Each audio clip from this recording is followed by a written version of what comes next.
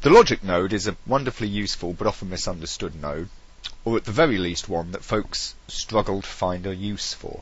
It's hard to boil it down to any hard and fast, good common place to use it, but at least to start out with it probably helps to think of it as a node that will allow you to create multiple variables based on the interacting levels of some other input variables. In the fundamentals section, I speak about ways of thinking about and viewing the idea of the node graph. And one of the things, of course, that I mentioned was that node flows can be very much like flowcharts.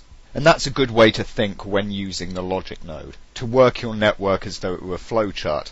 And such a flowchart is precisely what we've got set up here.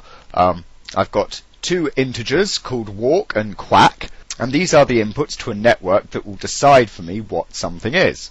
I have two questions that I'm being asked. Does it walk like a duck and does it quack like a duck? We're going to say in this instance that 1 is yes and 0 is no, and start out by saying that it does indeed both walk and quack like a duck.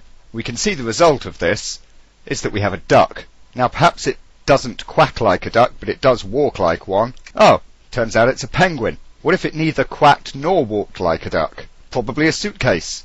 And on the odd chance that it doesn't walk like a duck, but it does quack like one, it's a quack!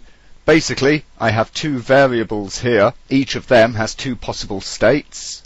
Out of that, I get 4 possible combination states.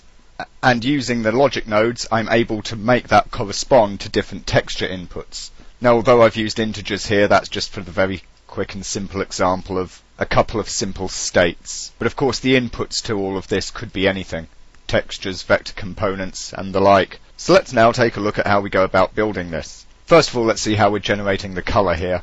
Each of the different images is just plugged into a color position on a gradient, and of course the input to that gradient is going to be the result of our logic tree. So we'll pop him over there ready for it, and let's take a look at what we need. Okay, so the answer to these two questions can either be yes, yes, no, no, yes, no, no, yes. In short, they can both be equal or they can be unequal to one another. So we'll start there. We grab the logic node, we'll make walk A and quack B, and we'll ask the question, is A equal to B? If true, then the output is going to be delivering a 1, and if false, it's going to be delivering a 0. So straight away, let's plug that into the input, and we see that we get ducks, which is the key 1, whose of course position here is 0, so that means that the output here is 0. And it's 0 because, of course, this is 0, whilst this is 1, so they are unequal. I'm going to grab an input spy quickly, because that will come in useful for us whilst we're doing all of this, so we can just see what scalar we're getting as we change the values there. Of course, here, both set to 1, and we're getting the suitcase. Reason why, this is now outputting 1, and so we're getting the image at position 1 here, which is the suitcase. So here's something I'm going to do just to start off with, is I'm going to say if true be 0 and if false be 1, because that way when both are equal, 1, we should get duck, and we do. The downside, of course, is if both are 0, then we also get duck. But we can sort that out with more logic. Let's copy and paste our node there. For input A, we're going to take this walk integer, and for input B, we're going to take the output of our first logic node. And we'll leave it set the same way, if true 0, if false 1, with A equal to B being the test condition. And we'll plug its output into our input spy there. So, when both of these are 0, or indeed both 1, this outputs 0, because they are equal. This tests to see if the 0 this has output is equal to the value coming from here, which we already said was 0.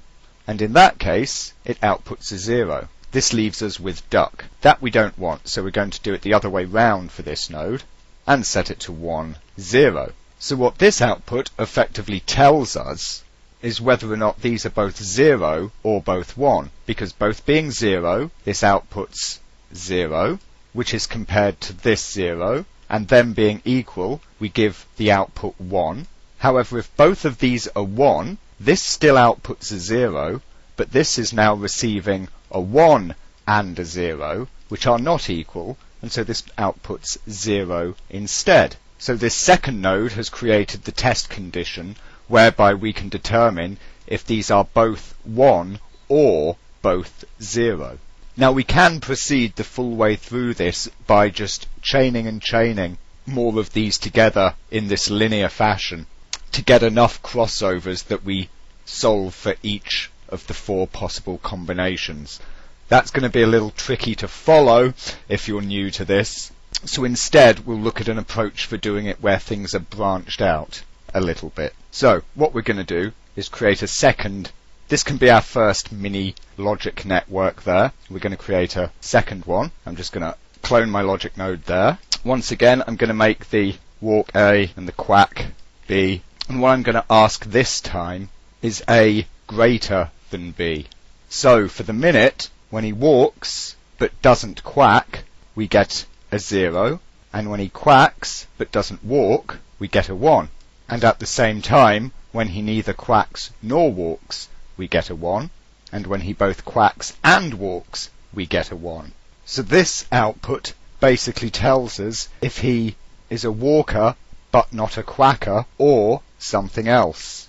Since we've got that, we'll get the other one, which of course again takes walk A and quack B, and this time asks if A is less than B. Now if he is a quacker but not a walker, we get 0, and any other state, we get 1.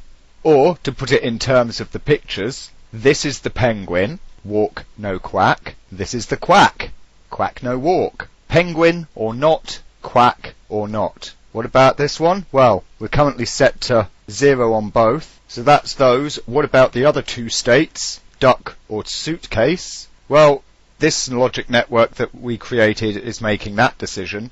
If we plug it to input, we can see that when both are 1, we get duck, which is what we should, and when both are 0, and only of course when both are 0, we get suitcase. So duck or suitcase, penguin or something else, quack or something else. What's the next step? Well, simply to make number values, because of course that's what the inputs to our gradient are. Each key's position, the position value represents the values that are coming in through the input. So when the input is 0, you get this key. When the input is 1, you get that key, and so on. 2 and 3. So position 2 is the penguin, and position 3 is the quack. So let's look at what I need. Position 2. That needs a walker, who's not a quacker. 1 and 0. This first duck suitcase network delivers 1 when those values are entered. This, which is the penguin network, delivers the value 0. So let's instead switch this. 1, 0 instead. It now delivers 1. So when the inputs are in that state, I get a 1 here, I get a 1 here, I need a 2. If you haven't guessed it already, it's an add node. Bingo, I get my penguin. I still get the suitcase if they're both 0. I still get the duck if they're both 1. So now all we need is the quack. So with the quack is at 1, whilst the walk is at 0. When those are that way round, this delivers a 0. This also delivers a 0, which means that the add here is of course delivering a 0. So at the minute I'm getting duck. So we'll just change this as well. We're asking, is A less than B? Yes it is. If true, 3. If false, 0. We can then take another add, take this result, add it to that result. So of course that's 0 and 3. When in this state, plug it in and we get the quack. And there you have it. A nice, simple network that lets you switch between various different inputs. And remember, of course, you could be mixing any number of things. I'm mixing textures, but you could be mixing scalars or vectors, MDDs, goodness knows what. And that is the logic node for you. How to work through it and turn its outputs into something.